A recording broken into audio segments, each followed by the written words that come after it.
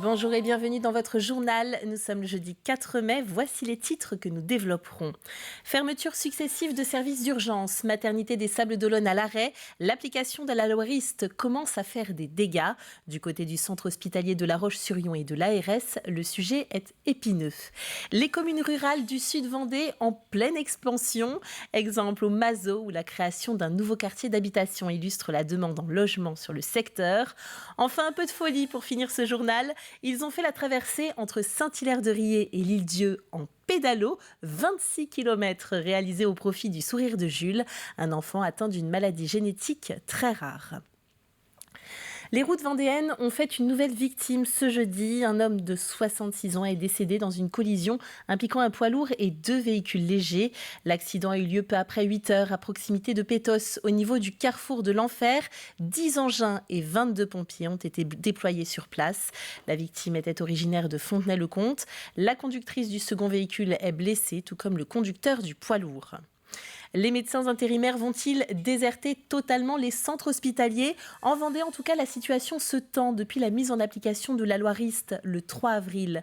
Dernière annonce en date, la fermeture de la maternité des Sables-d'Olonne jusqu'au 9 mai. Notre journaliste Colline Davy fait le point sur la situation. La loi Rist fait ses premiers dégâts en Vendée. Pour rappel, celle-ci prévoit un plafond de rémunération à 1 390 € par 24 heures. Problème, certains médecins remplaçants refusent dans l'immédiat cette situation. Les conséquences deviennent concrètes. Cette semaine, 2 annonces. La première, la fermeture du service des urgences de Luçon entre 18 h et 8 h 30 du 3 au 5 mai. Et la deuxième, celle de la maternité des Sables-d'Olonne jusqu'au 9 mai prochain. Une situation qui n'est pas nouvelle mais de plus en plus fréquente pour devenir presque hebdomadaire. Ce sont les mots du représentant du collectif Patients sans médecin. Aujourd'hui, on prend appui sur cette pénurie pour dire nous sommes obligés, nous ARS ou nous direction du centre hospitalier départemental, de fermer des lits, de fermer des étages, de fermer des services, de fermer des pavillons. Eh bien, nous craignons fort que la population du Sud-Vendée littoral perdent la possibilité de se soigner sur place. Le CHD rétorque expliquant que ces décisions ne dépendent pas d'eux. La direction affirme faire le maximum pour garder ses médecins remplaçants. Il y a des négociations qui aboutissent. On a besoin d'un peu de temps pour les uns et les autres. Ce que je peux dire, c'est qu'il y a des médecins intérimaires permanents avec qui nous discutons parce qu'ils ont envie aussi de rester. Donc, comment faire des nouveaux contrats dans le cadre donc, du respect des règles à la fois au niveau de rémunération et du temps de travail. De son côté, l'ARS reconnaît une situation inédite et tendue au vu du nombre de fermetures, mais elle réaffirme sa volonté de vouloir les garder tous au maximum. C'est un département qui est multipolaire. Aussi, on est très attaché au niveau de l'Agence régionale de santé à ce que demeurent ces 7 structures d'urgence et ces 5 maternités qui maillent parfaitement le territoire. On fera effectivement tout pour accompagner les établissements de santé du groupement hospitalier de territoire dans ces négociations avec les intérimaires. En attendant, concernant la maternité des Sables, une trentaine de patientes dans leurs derniers mois de grossesse ont été contactées individuellement pour choisir une autre maternité sur le département ou ailleurs. Les activités de consultation, d'échographie, de suite de couches et de préparation à l'accouchement sont-elles maintenues sur le centre hospitalier des Sables-d'Olonne. Dans l'actualité également, il n'y a plus une seule trottinette électrique en libre service à La Roche-sur-Yon. L'ensemble du parc de trottinettes a été retiré du domaine public depuis le 1er mai par la société Bird, société qui porte ce service depuis sa mise en place en 2021.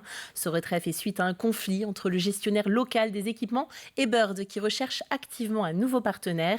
Une situation préjudiciable pour les usagers, estime la ville de La Roche-sur-Yon qui a procédé à une mise en demeure de la société Bird afin qu'elle rétablisse le service dans les plus brefs délais.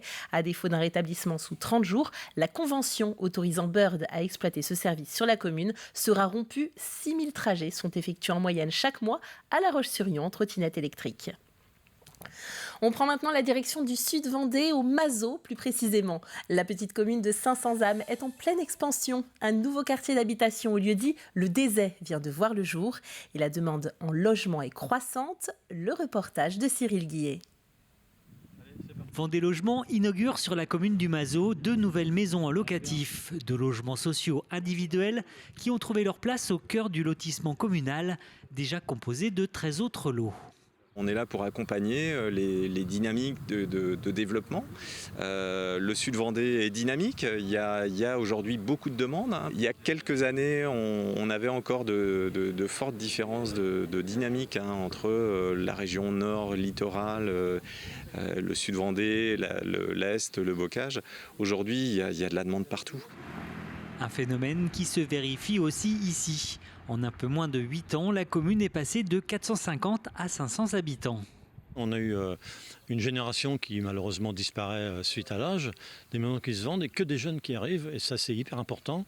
On a réhabilité une partie de l'école, on va faire une deuxième tranche à ce mandat, et ce qui nous permet d'attirer de plus en plus de jeunes sur notre territoire. Il y a plusieurs raisons, les gens se sentent bien ici parce que 10 minutes, un quart d'heure c'est Niort, un quart d'heure Fontenay-le-Comte. Ils font 100 mètres, ils sont au bord de la rivière.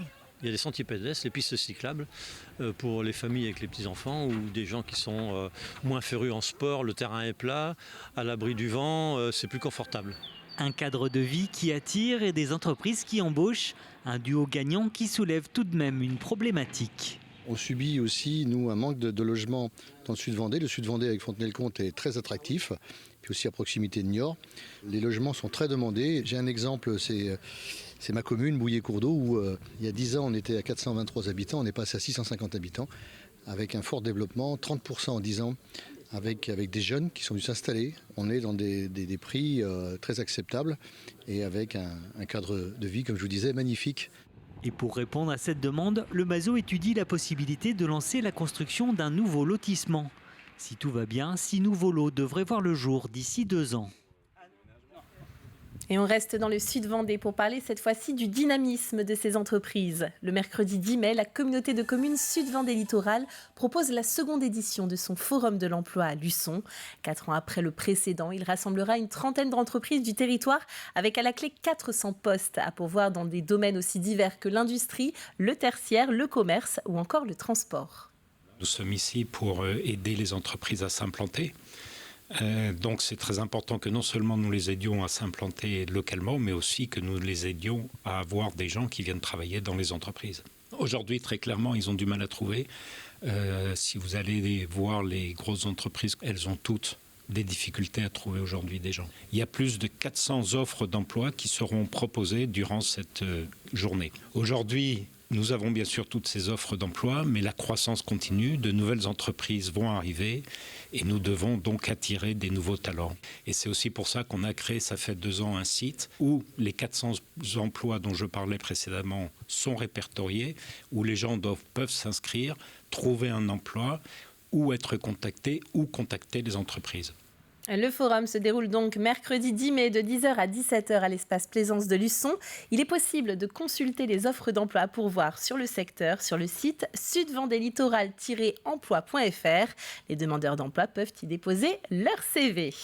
Dans quelques jours, le complexe sportif des Terres Noires accueillera à La Roche-sur-Yon le tournoi international de tennis fauteuil. La compétition démarre le mercredi 10 mai et se poursuit jusqu'au dimanche 14.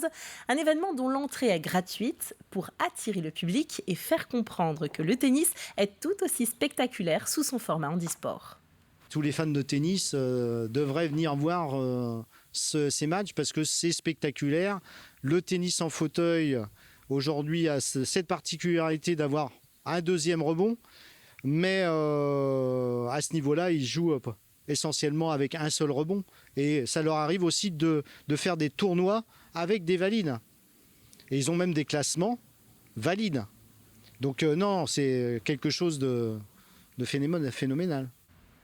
26 km de pédalo entre Saint-Hilaire-de-Riez et l'Île-Dieu, c'est le défi un peu fou que se sont lancés 12 membres de l'association Team Run & Bring. Un pari insolite, préparé depuis 4 ans et relevé dimanche dernier en 9 heures. Outre la performance sportive, cette action visait à obtenir des fonds pour une belle action. Plus de détails avec Agathe Poulet. Ils l'ont fait. Après 9 heures de traversée en pédalo depuis l'Île-Dieu, la team Run & Bring rejoint enfin la terre ferme sous les applaudissements du public. Explosion de joie, partager avec de l'émotion aussi, de voir tout ce monde là qui nous attendait. Et puis le sentiment du devoir accompli. Très compliqué au début, de nuit. On a eu 2 heures très compliquées. Après, on a eu les vagues, mais après, ça s'est bien passé. 3 ans qu'on est dessus, on a enfin réussi à faire ce défi et pour lui, quoi. 12 pédaleurs se sont relayés pour soutenir Jules, atteint d'un retard de développement et de motricité. L'association Le Sourire de Jules a été créée pour améliorer son quotidien et ses conditions de vie. C'est en 2019 que ce projet inédit va voir le jour. Le projet nous a tout de suite nous a fait rire au départ, parce qu'on s'est dit, oh là là, qu'est-ce que c'est que cette histoire et tout. On a trouvé ça génial. Et puis une bonne ambiance, vraiment des gens très bienveillants vis-à-vis de Jules. Donc on était partis tout de suite pour l'aventure avec eux. Ça le touche vraiment. Il est toujours à fond, il a toujours le sourire. C'est vrai que ça le pousse vers le haut, c'est génial. L'association Team Run and Bring organise des événements sportifs et uniques afin de collecter des fonds pour des enfants malades ou en situation de handicap. Pendant ce défi enrôlé par groupe de 3, les pédaleurs ont pu compter sur l'accompagnement de différents acteurs locaux. Tout le monde ne pensait pas qu'on allait y arriver, c'était un projet un peu fou, hors du commun, surréaliste. Et on a monté un dossier avec les affaires maritimes, avec la CNSM, avec la SEMVI à Saint-Gilles, avec Saint-Hilaire Nautisme. On a pris des gens qui connaissent la mer, qui connaissent l'océan et on a essayé d'enlever toutes les variables pour que ça soit le plus facile et le plus simple possible. Grâce à une cagnotte en ligne, l'association a déjà récolté plus de 750 € pour le sourire de Jules. Ce don permettra de faciliter son autonomie dans sa maison. Quant au pédalo, il sera vendu aux enchères d'ici quelques semaines. C'est la fin de cette édition. Retour de l'actualité comme toujours demain dans votre matinale à partir de 7h du matin. Passez une très bonne soirée sur TV Vendée et à bientôt.